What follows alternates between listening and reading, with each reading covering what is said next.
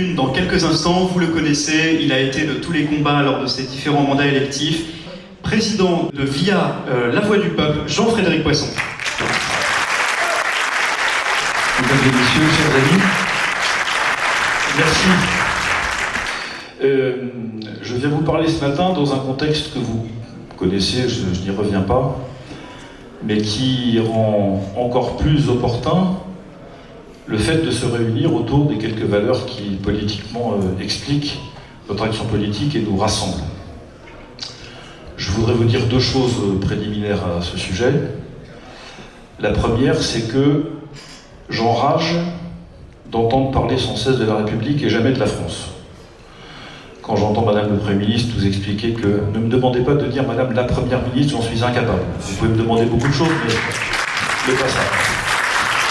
Quand j'entends Madame le Premier ministre expliquer quand on attaque l'école, c'est la République qu'on attaque, j'ai presque envie de lui rétorquer Madame, c'est bien plus grave que ça, c'est la France qu'on attaque. Et d'une certaine manière, la France est bien plus grande que n'importe quel des régimes qui l'ont animée et qui l'ont organisée sur les réussites de la République.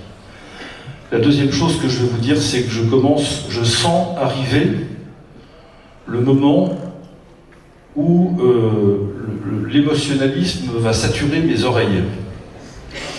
Surtout quand il sert de cache-sexe à la volonté politique de ne rien faire. Je ne sais pas auquel de nos amis on doit cette expression qu'en face des bombes on répond par des bougies, des marches blanches et des projecteurs sur les monuments nationaux. Alors c'est très bien, c'est tout à fait respectable, mais en attendant, ça ne change rien.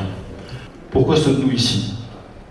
Parce que nous voulons restaurer une France pacifique, prospère, consciente de son héritage et de sa mission. Voilà pourquoi nous y sommes. Qu'est-ce que ça veut dire? Ça veut dire qu'il faut à peu près tout remettre à plat, pour dire les choses un peu rapidement, mais vous me permettrez de faire quelques secondes de philosophie simplement. C'est un de mes marottes que je partage avec votre présidente, entre autres. Il faut s'interroger sur les conditions de possibilité de cette affaire. Et j'observe que la Commission européenne, puisque nous sommes là aussi pour évoquer les questions européennes aujourd'hui, détruit la possibilité pour la France de redevenir prospère et pacifique par deux biais. Ces deux biais qui doivent être, de mon point de vue, les deux axes majeurs des campagnes électorales et des campagnes politiques à venir. Le premier, c'est la défense des libertés. Le deuxième, c'est la préservation de notre modèle social. Je commence par le second.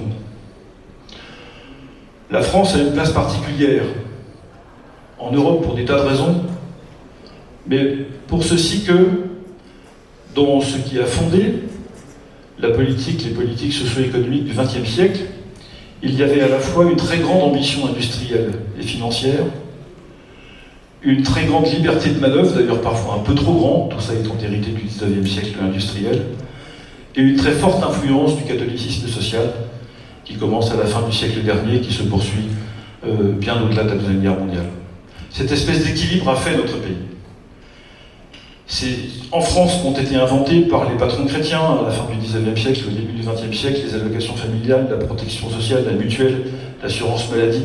Tout ça sont des choses que nous avons inventées. Nous avons découvert en France une manière un peu particulière et beaucoup trop marxiste, c'est vrai, mais cette idée de la participation que nous avons essayé de défendre, alors certains de nos voisins sont bien meilleurs que nous dans l'exercice, mais ça fait partie de notre tradition, c'est-à-dire l'entrée des corps intermédiaires dans tous les centres de décision, particulièrement dans les entreprises. Nous avons imaginé un modèle de répartition des richesses et de participation, de discussion de cette répartition qui nous correspond au fond, parce que c'est notre tradition et notre histoire. Mais ce modèle repose sur notre capacité de créer suffisamment de richesses pour le porter, pour le financer.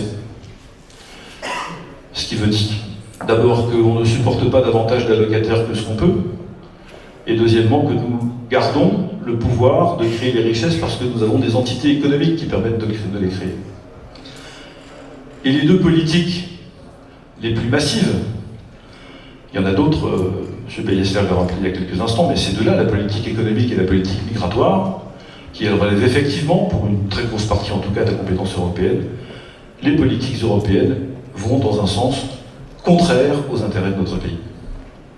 Parce que à la fin, à force de nous appauvrir, en empêchant nos industries de nouer des accords, de passer des accords de partenariat, des participations de capital croisées, des restructurations industrielles importantes, en bradant notre patrimoine industriel, en ne permettant pas que des géants européens se constituent pour résister aux géants chinois ou américains. Eh bien, le pays que nous sommes est en train petit à petit de perdre sa capacité à produire des richesses de manière durable. Étant entendu que l'ancien métallurgiste que je suis considère que la seule manière durable de produire des richesses, c'est l'industrie. Et donc, cette première offensive contre notre prospérité, comme je vous le disais, nous empêche en réalité de retrouver les moyens grâce auxquels nous pourrons retrouver un peu de paix sociale et un peu d'équilibre. Alors vous me direz, les dirigeants français ont largement contribué tout seuls à brader notre patrimoine industriel, et c'est très vrai. Et beaucoup d'ailleurs en ont profité à titre individuel, y compris quelques-uns qui sont encore dans les instances gouvernementales ou à l'Élysée, ce qui relève d'un scandale pur et dur. Et je me permettrai de nommer ici, j'assume parfaitement, de voir que le secrétaire général de l'Élysée, Alexis Kohler, est encore en poste, alors qu'il a trempé de manière scandaleuse dans des affaires d'abus de biens sociaux qui a impliqué sa famille. Je trouve que c'est, comment dit-on, vomitif, on peut dire ça, en tout cas c'est assez clair. Pareil pour les politiques migratoires. La France n'est pas, contrairement à ce qu'on ait pu dire historiquement, un pays de migration tant que ça. Elle l'a été de cette période de son histoire, mais d'abord c'est récent et deuxièmement ça n'avait jamais été aussi massif. Et voilà ce que Bruxelles est en train de favoriser contre l'intérêt du peuple français. Nous avons donc, première mission, une mission essentielle de défense de notre modèle social français. Donc il ne s'agit pas de contrer les politiques migratoires pour contrer les politiques migratoires, ce qui n'a aucun sens. Il ne s'agit pas de défendre la création de richesses pour défendre la création de richesses, ce qui n'a aucun sens. Il s'agit de se dire, et sur les questions migratoires, et sur la question de la prospérité de la création de richesses, nous voulons préserver notre modèle social français. Parce que c'est comme ça que nous voulons vivre, et c'est comme ça que, je crois, nous pouvons restaurer un peu de paix sociale dans notre pays. Le deuxième élément, je termine par là, c'est la question des libertés. Et là encore, je n'imaginais pas de voir un jour attaquer l'État devant le Conseil d'État pour faire établir le droit d'aller à l'église le dimanche. Et très franchement, nous avons obtenu cette réhabilitation, non sans peine. Mais quand je vois la manière dont ces grandes instances internationales évoluent, et la Commission de Bruxelles en est une, incontestablement, supportée par les très gros opérateurs financiers, M. Engels disait tout à l'heure, qui ont plus de pouvoir que n'importe quel césaropapisme ancien, eh bien, j'essaye de faire l'inventaire de tout ce qui, dans notre vie quotidienne, est raboté peu à peu. Je ne reviens pas sur la gestion de la crise sanitaire, alors je ne vais pas entamer tout de suite le débat sur le vaccin, ma chère Laurence, parce qu'on ne serait pas couché. Il y a une chose qui est certaine en tout cas, c'est que l'ancien vice-président de la commission des lois qui vous parle de l'Assemblée nationale ne pouvait pas imaginer une seule seconde qu'on pourrait être sanctionné dans notre pays pour n'avoir pas fait quelque chose qui n'est pas obligatoire. Ça, franchement, c'est un concept de droit qui a vraiment quand même en échappé.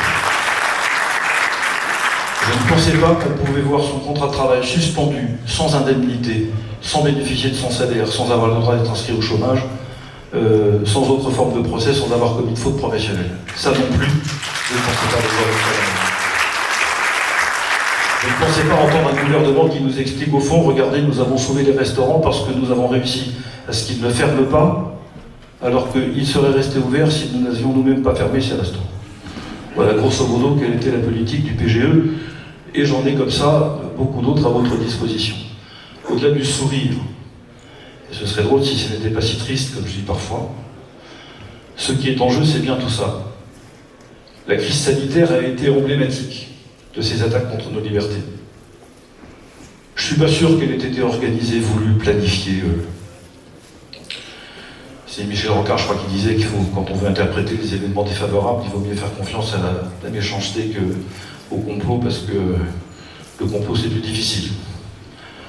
Mais que des gens qui ont un agenda contraire à nos intérêts et profiter de ces circonstances, ça n'est absolument pas douteux. Que veut dire profiter de cette circonstance?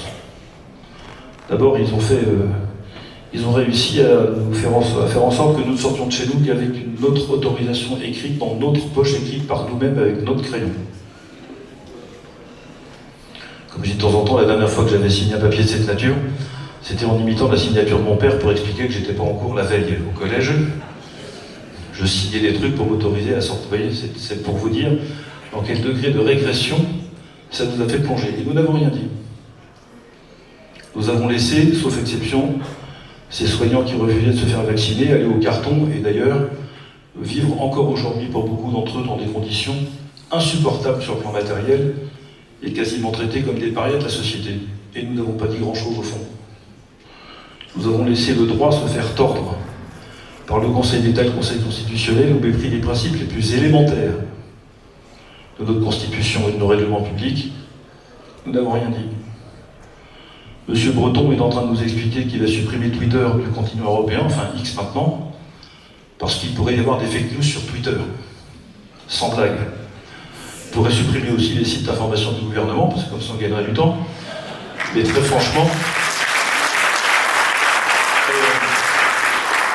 voilà ce qui est en train de se dérouler sous nos yeux et nous ne disons rien.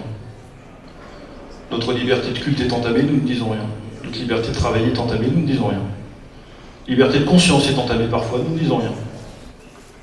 Et donc il n'y a pas de raison que nos adversaires qui veulent absolument nous réduire à des pions, producteurs de jour, consommateurs le deuxième tiers de la journée, qui dorment et qui se taisent le reste du temps. Tout ça, ça leur va très bien. Et donc ce que je veux vous dire ce matin, c'est que nous pouvons mener toutes les politiques publiques que nous voulons, si pertinentes soient-elles, nationales ou européennes. Si nous n'avons pas, non seulement la liberté de les choisir, mais la liberté de les vivre au quotidien, alors je vous le dis, tout ça ne sert à rien. Donc ne nous trompons pas d'essentiel. Sur nos libertés, ce n'est pas une question de désaccord ou d'accord, c'est une question de principe, de moyens, de conditions de possibilité. Il n'y a pas de société possible si ceux qui y vivent ne sont pas libres. Or, on est en train de supprimer nos libertés. Voilà quel sera notre combat des prochains temps. Je vous permets de vous confier, mais de toute façon pas très loin, et ce qui est sûr, c'est que nos adversaires ne nous contraindront ni à nous asseoir, ni à nous taire. Bon travail et bonne journée. Merci à tous. Journée des conservateurs, donc vous êtes là. Oui, je suis d'abord parce que je suis conservateur moi aussi. Deuxièmement parce que le parti VIA, la Voix du Peuple, est un parti qui est un parti conservateur social, d'inspiration chrétienne très très claire. Mais nous avons nous aussi la volonté de défendre et de retrouver un certain nombre d'éléments fondamentaux qui sont très importants pour la Constitution, la vie des sociétés. Et nous partageons ces convictions avec le mouvement conservateur, avec lequel nous travaillons d'ailleurs de manière régulière et constante maintenant. Et vous savez, justement, hier, il y a un professeur tué. Et du coup, la France est en alerte urgence attentat.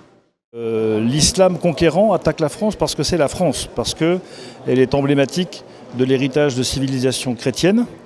Et c'est exactement cela que visent les islamistes et l'islam conquérant quand ils nous attaquent et quand ils tuent nos enfants et nos professeurs.